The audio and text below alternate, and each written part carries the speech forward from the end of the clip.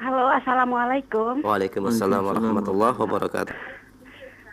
Ana mau bertanya, Iya. suami Ana dipinjami uang sama paman sebesar 20 juta. Nah, Oh, dan setiap bulannya si paman ini menagih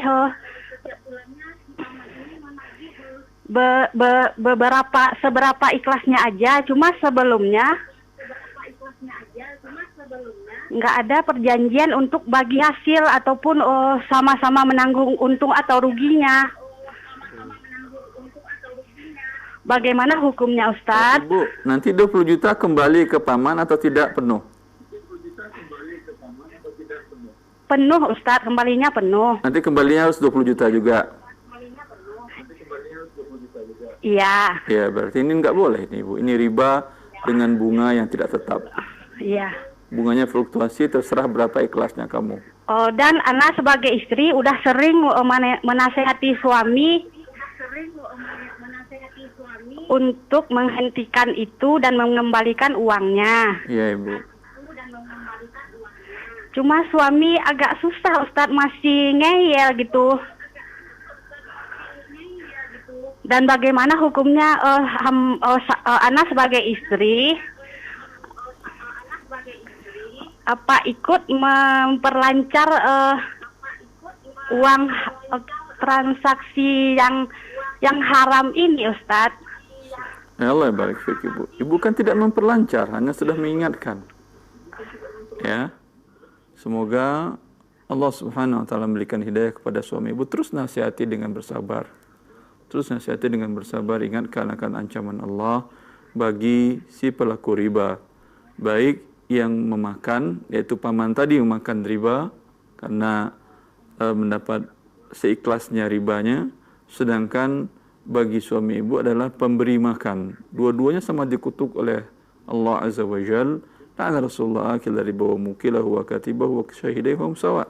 Bahwa Rasulullah mengutuk, mendoakan agar dijauhkan dari rahmat Allah orang yang memakan paman tadi, pemberi makan suami ibu, katibahi kalau dicatat akadnya oleh penulis, syahidai saksi akad. Ibu bukan saksi karena ibu sudah mengingkari, sudah menasihati, dan semoga Allah Subhanahu wa taala memberikan hidayah kepada kita semua untuk meninggalkan hal-hal yang diharamkan olehnya. Assalamualaikum warahmatullahi wabarakatuh. Warahmatullahi wabarakatuh. Baik, Ustaz, bagaimana hukumnya atau mohon maaf, bagaimana cara menghapus dosa riba di masa lalu, Ustaz? Allah mengatakan, "Faman ja'ahu mau'izatun min rabbih fantaha, falahu ma salafa wa amru ila Allah, wa man 'ada fa ulaika ashabun nar, hum fiha khalidun."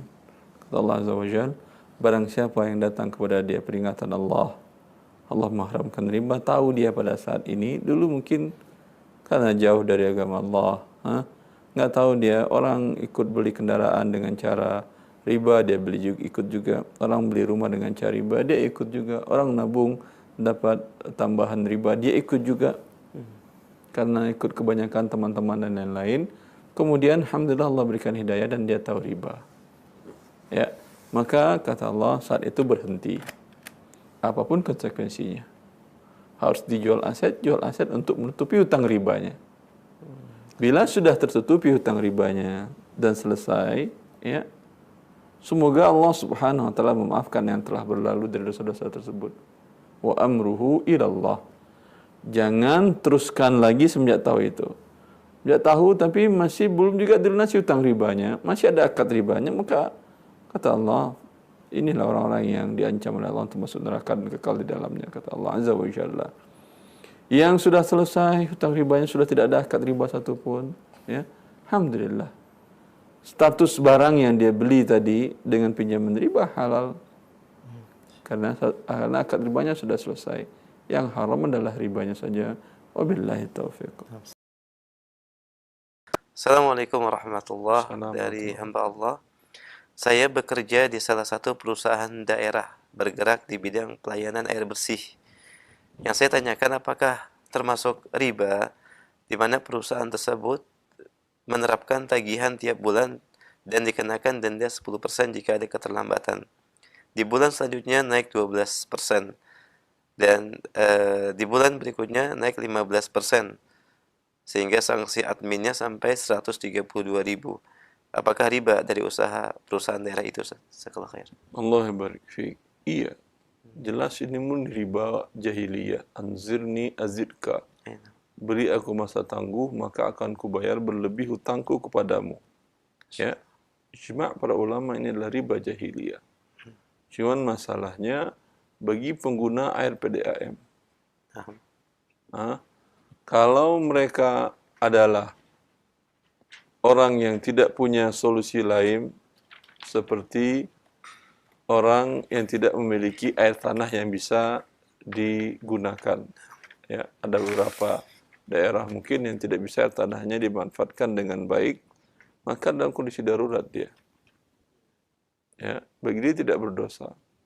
Tapi bagi lembaga yang menerapkan sanksi seperti ini, mereka adalah lembaga yang mendapatkan riba dari pekerjaannya tersebut. Maka pihak yang membuat akadnya adalah pihak yang membuat akad dengan cara sanksi riba.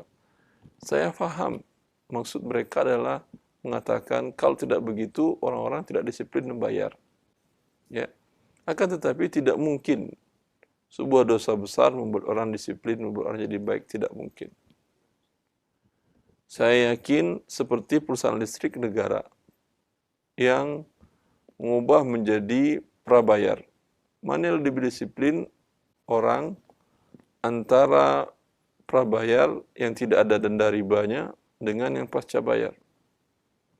Pasti lebih disiplin yang prabayar. Kalau dia terlambat, padam, nggak pakai lampu. Kalau terlambat, PDAM-nya langsung mati airnya. Pasti lebih disiplin dia. Ya, maka ini adalah bisikan syaitan, rayuan syaitan kepada para pengambil kebijakan di bidang ini, bahwasanya menurut mereka dengan cara riba orang menjadi disiplin, padahal wallah ta'ala, Allah tidak. Ini adalah bisikan rayuan syaitan. Semoga Allah Subhanahu wa taala memberikan kita dan orang-orang yang memiliki kebijakan dan pemegang kebijakan dalam hal ini bertakwa kepada Allah dan semuanya mendapatkan kebaikan di dunia sebelum di akhirat.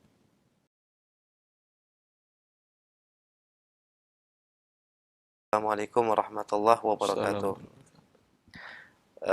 Baik, apakah muamalah atau infak dan sedekah dari seseorang diterima oleh Allah Subhanahu wa taala sedangkan orang tersebut adalah pelaku riba, Ustaz? Dari pendengar kita Fahmi, jazakallahu khair, Ustaz.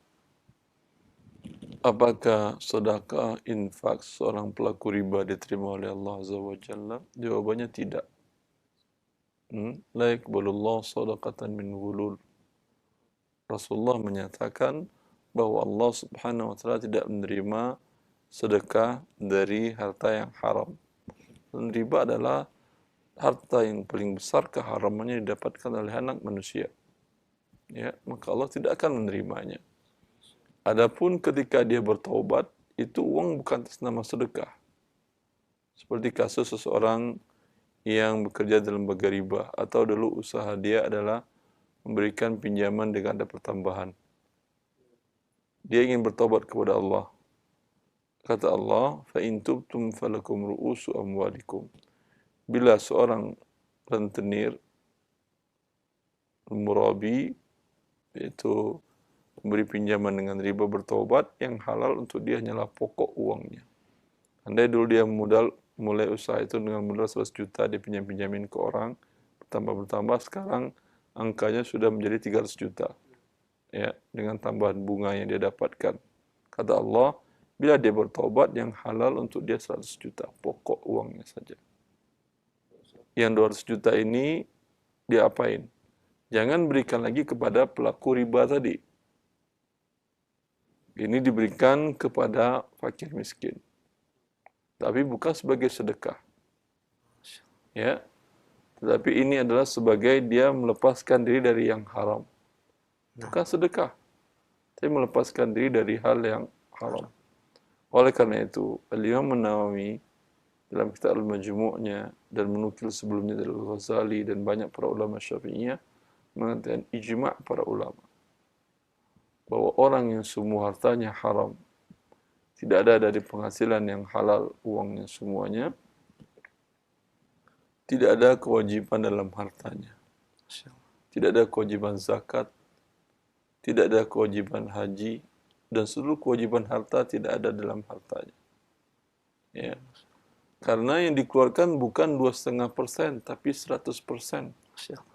Yang boleh dia tahan hanya sebesar kebutuhan minimal dia. Kalau tidak ada yang halal pendapatannya.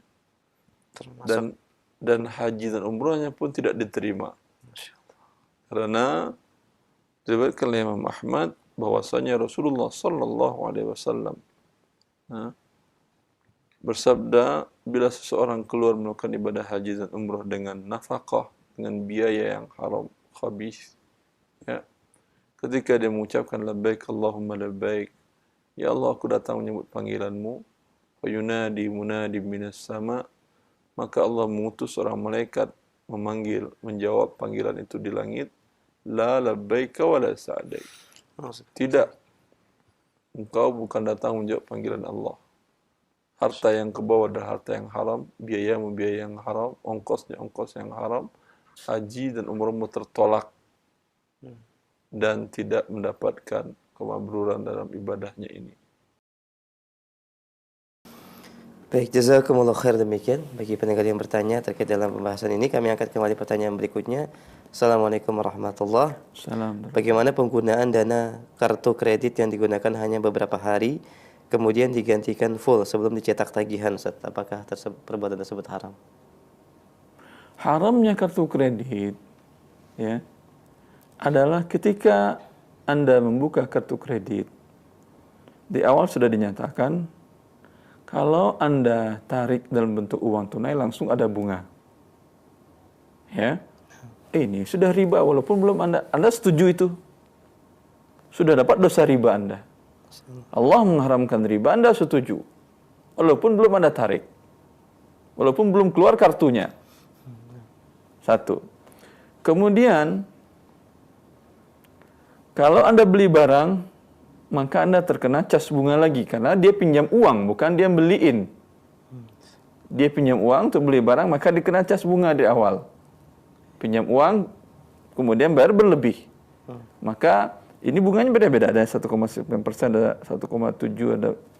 Ini sudah dosa yang riba yang kedua. Walaupun Anda belum pakai untuk beli barang, sudah berdosa. Allah mengharamkan riba, Allah menghalalkan riba. Kemudian kalau Anda tidak terlambat membayar, tidak ada bunga belakangan. Bunga denda keterlambatan. Anzirni azidka, ini riba jahiliyah juga. Kalau Anda terlambat, dicas lagi bunga per hari, per besar tagihan. Dengan angka 0,0 sekian persen, 0,5 kalang 99%, tergantung kesepakatan. Riba yang ketiga ini riba jahiliyah juga. Setuju Anda ini, maka Anda sudah berdosa walaupun Anda tidak terlambat. Ini fatwa yang dikeluarkan oleh OKI. Lihat di buku Harta Haram tentang kartu kredit, saya jelaskan ini. Tiga riba ini diharamkan oleh OKI. Maka kata OKI, haram seseorang menerbitkan kartu kredit walaupun dia yakin akan tidak terlambat membayarnya. Sudah dijawab oleh OKI pertanyaan Anda ini. Ya. Maka dengan demikian bertobatlah kepada Allah Subhanahu wa taala. Ya. Walaupun umpamanya bunga 0% kata dia, tapi tetap ada kesepakatan tersebut. Assalamualaikum Pak Anjab, barakallahu fiik. Silakan Pak. Ya, Pak Ustaz, saya mau tanya mengenai apakah boleh kita membeli suatu barang kendaraan dengan cara over kredit dari orang lain sehingga kita hanya meneruskan sisa cicilannya saja. Terima kasih Pak Ustaz. Baik, sama-sama Pak. Jazakallahu khair Pak Anjab, barakallahu fiik. Pertanyaan beliau jelas dan sering ditanyakan, bolehkah kita beli barang over kredit, melanjutkan kredit orang lain? Ketahuilah dalam akad jual beli kredit dengan pihak leasing dan lainnya, biasanya akad itu mengandung unsur ribawi. Ada pasal pernyataan bahwasanya bila terlambat melunasi angsuran atau tagihan bulanan, maka akan dikenakan pertambahan. Maka orang yang membeli dengan overcredit berarti kepada dia pindah akad baru ini. Bila dia menyetujuinya berarti dia menyetujui perbuatan riba, maka dia berdosa dan dosanya dosa besar. Termasuk di antara 7 dosa yang menghancurkan seseorang. Dikatakan oleh Rasulullah sallallahu alaihi wasallam, dan termasuk dosa yang paling besar dalam Al-Quran yang dijelaskan oleh Imam Malik. Fadhal. Assalamualaikum warahmatullahi wabarakatuh. Ustaz, saya ingin memulai usaha dan butuh sekali kendaraan. Dan saya mengerti bahwa mengambil di leasing perbuatan riba. Bagaimana solusi untuk menghapuskan riba tersebut, Ustaz? Apa yang harus saya lakukan? Jazakallah khair. Allah barik fiik. Ya, untuk modal dalam berusaha, ya, ada ceramah singkat saya kalau tidak salah tentang permodalan dalam berbisnis, mencari modal dengan cara yang syar'i. Ya. Kalau dapat pinjaman tanpa ada pertambahan, alhamdulillah, tapi ini susah. Ya. Selain itu bisa Anda jual aset yang ada. Jual tanah, jual segala macam, tapi dalam rangka investasi namanya. Anda jual, wah kalau saya sudah gak punya rumah, saya mau tinggal di mana? Sewa rumah. Ya. Mau tinggal di mana? Ya tinggal di rumah. Gak mungkin tinggal di kolong jembatan mau berbisnis. Dan ini subhanallah diajarkan dari Rasulullah sallallahu alaihi wasallam kepada seseorang yang dia minta-minta, kata Rasulullah sallallahu alaihi wasallam, ya, ambil apa yang ada di rumahmu. Padahal sangat mudah bagi Rasulullah ngumpulin para sahabat, tolong bantu sedekah, pasti bisa. Tapi Rasulullah ingin mengajarkan dia cara hidup dengan terhormat dan tidak minta-minta kepada manusia. Ya. Maka dia bawa kain lusuh dari rumahnya dan kendi yang sudah lama dijual oleh Rasulullah. Lalu Rasulullah dapat terjual dengan 2 dirham, 1 dirham dibelikannya kapak oleh Rasulullah, suruh beli kapak, lalu dipasang Rasulullah, disuruh Rasulullah SAW, tatib, pergi cari kayu bakar. Yang minta-minta. Ini subhanallah, ajaran Rasulullah SAW dengan menjual aset ini sangat baik seorang mulai usahanya. Karena dia mulai dengan sebuah pengorbanan. Bukan dengan dapat pinjaman enak. Kalau pinjaman enak, di awalnya enak, betul belakangnya nggak ada yang enak. Dan umumnya tidak ada yang lepas dari riba, seperti yang dikatakan tadi. Ya. Bila dengan pengorbanan, dia tidak akan mungkin asal-asalan dalam berdagang. Dalam berusaha. Dia pasti akan serius. Kalau dia tidak serius, habis sudah asetnya. Assalamualaikum warahmatullahi wabarakatuh. Waalaikumsalam warahmatullahi wabarakatuh. Baik. Pertanyaan dari pendengar kita, Ustaz, bagaimana hukum seseorang yang membeli rumah dengan cara KPR dan sebagai dengan tujuan investasi, ya, dan dengan alasan bahwa di sini tidak ada riba karena harga pokok dengan harga pembelian tunai untuk 5 tahun ke depan sama, tidak ada perbedaan. Dan saya diminta untuk menjadi saksi dari akad ini. Bagaimana hukumnya, Ustaz? Saya belum bisa menghukuminya karena penyampaiannya tidak lengkap. Memang harganya sama tunai dengan tidak tunai umpamanya. Tapi dia kan nyicil kan ya, selama 5 tahun. Bila terlambat ada pertambahan atau tidak? Yang umumnya pasti ada. Umumnya pasti ada. Mereka mengatakan tujuannya adalah untuk sanksi jera agar orang itu disiplin bayar pada waktunya. Mau tujuannya sanksi jera, mau tujuan disiplin, mau apapun juga, ini pertambahan dari nilai hutang dan ini adalah riba. Ini dia riba jahiliyah. Anzirni azidka. Beri aku masa tangguh, tempo pembayaran, penjadwalan ulang, nanti aku tambah. Maka ini riba jahiliyah. Maka investasi dengan cara melakukan riba bukan investasi namanya. Kehancuran bagi harta Anda dan bagi Anda sendiri sebagaimana dijanjikan oleh Allah. Yamhaqullahu riba wa yurbis sadaqat. Allah hancurkan riba dan Allah tumbuh kembangkan harta dari yang disedekahkan. Baik. Assalamualaikum warahmatullahi wabarakatuh. Waalaikumsalam warahmatullahi wabarakatuh. Ustaz, bagaimana hukumnya kalau saya menjual rumah namun yang mau membeli rumah itu memakai uang bank dengan sistem KPR, apakah saya tetap boleh menjualnya? Masya Allah. Ini pertanyaan ini sering dari kaum muslimin. Ya, alhamdulillah mereka mengetahui riba, melakukan akad pinjaman kepada bank konvensional untuk dia gunakan uangnya membeli rumah. Ini haram. Khilaf para ulama dalam hal ini, yang saya jelaskan di dalam buku Harta Haram, dan ini ada hasil konferensi para ulama sedunia, ulama fikih sedunia tentang kartu kredit. Kartu kredit yang riba itu apakah halal bagi si pemegangnya untuk menggunakan barang-barang tersebut? Ya, pendapat yang terkuat dari pendapat para ulama, ya, bahwasanya yang haramnya adalah persyaratan ribanya. Adapun akad qardnya, pinjam minjamnya halal dan uangnya dengan demikian halal. Maka bila sudah terlanjur umpamanya qadarullah terlanjur dahulu melakukan akad pinjaman di bank untuk beli rumah, berkendaraan, KPR, leasing dan lain-lainnya, maka setelah lunas selesai riba sudah. Ketika Anda tahu langsung lunasi, karena Allah mengatakan faman ja'ahu mau'izatun min rabbih fantaha falahu ma salaf.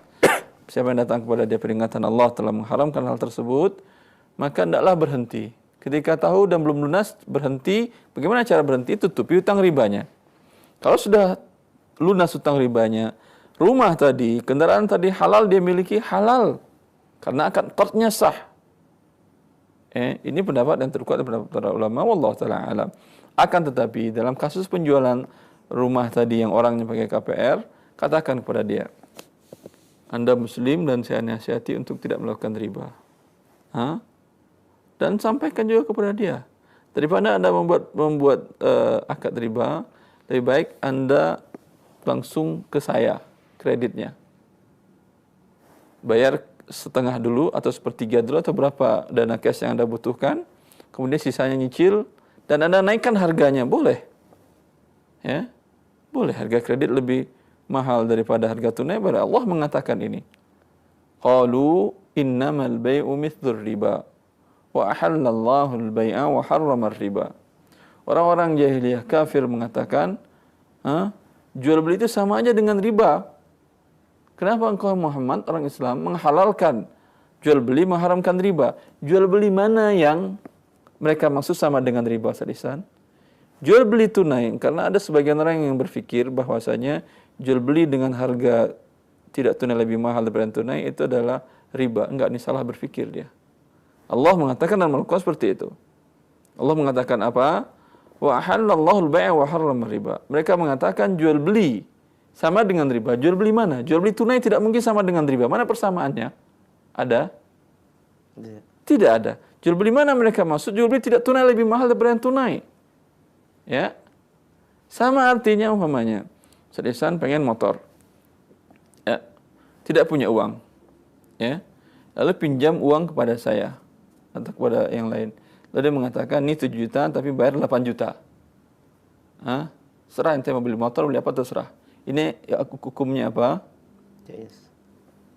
Riba ya, akhi. Tapi nanti dapat dia motor. Dibayarnya 8 juta. Ya, riba. Kalau jual beli tidak tunai, saya Ihsan tadi bilang pinjam 7 juta, saat saya bayar 8 juta. Enggak. Anda mau apa? Beli motor? Udah, saya beli motor dulu. Nih, sekarang saya jual pada Anda hanya satu harga tidak tunai. Walaupun Anda tahu bahwa harga 7 juta ini saya jual dengan harga saya tidak tunai 8 juta. Terlambat tidak ada denda.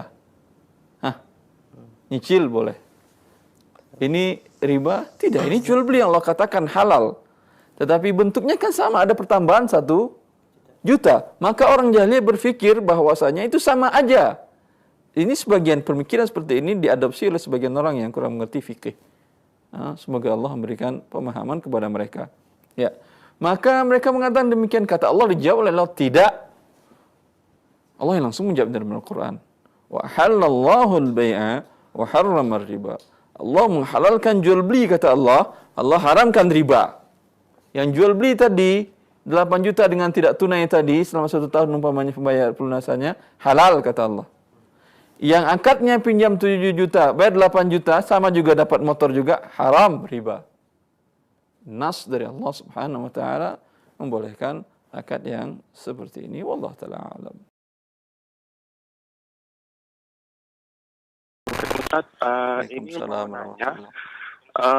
untuk masalah pekerjaan sebagai akuntan. Tiap bulan kan kita sebagai akuntan mencatat hasil bunga bank setiap bulannya rekon.